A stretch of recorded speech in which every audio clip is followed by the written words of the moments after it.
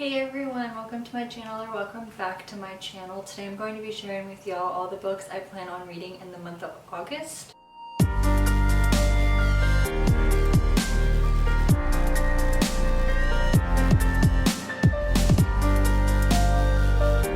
So like last month, if you watched my July TBR, I will link it up above and down below. But I'm very much into mood reading right now. And if you watched my July wrap up, you'll know that creating a very large TBR with a bunch of different genre options was honestly the best bet for me, because I did read 12 books because I had so many options to choose from and I was just reading what I wanted to read versus sticking to a very small list with limited options. So that's what I'm doing again this month. So I did already read one book because it is the 4th today. I'm a little bit behind, but hopefully I can get this video up tomorrow. But I did already read All the Missing Girls by Megan Miranda. I finished it last night. So this was the first book read in August. I do plan on rereading The Family Upstairs by Lisa Jewell because the sequel to this book comes out on the 9th. So I did already read this. I believe I read it in June of last year. So if I have my June wrap up from 2021 posted, I will link that as well. I do plan on reading The Dry by Jane Harper. I just got this in the mail today. I purchased this off of Pango Books. It was my very first purchase off of Pango Books, and honestly I'm pretty impressed with it. It does have the initials of the people that read it up here, but that doesn't bother me. My copy of The Good Sister by Sally Hepworth also had that.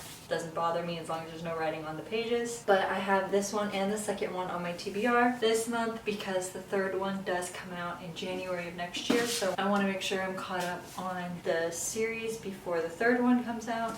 Plus they are on my 2022 reading challenges, so might as well just get both of these out of the way.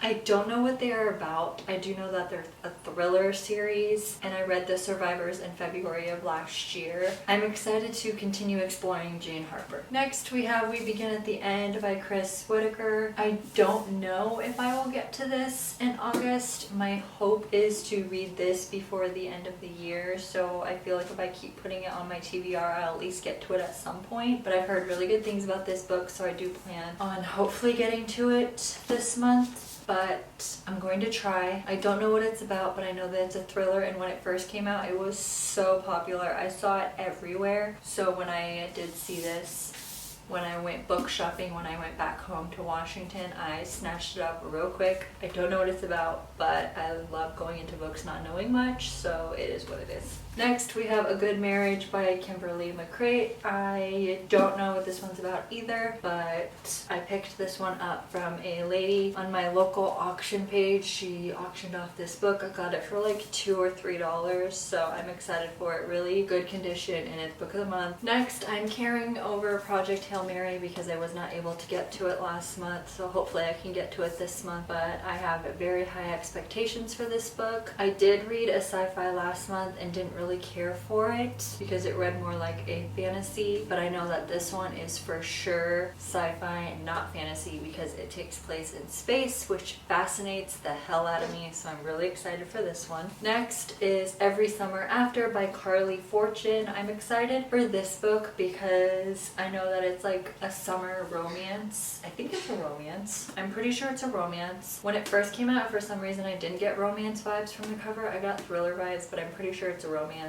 So I definitely want to read this before summer ends, so I thought August was perfect. And I just got this book also like a couple days ago, so I wanted to read it before August. I didn't have it yet, but now that I have it, I definitely want to read it in August. Next is Youre Invited by Amanda J. Atissa. I believe that's how you pronounce your last name. This was an early release book of the month. I just haven't gotten to it yet, but it comes out on the 9th of this month, so I figured I might as well get to it now. So this is giving me The Guest List by Lucy Foley vibes, and I absolutely love that book, so I'm really excited for this one.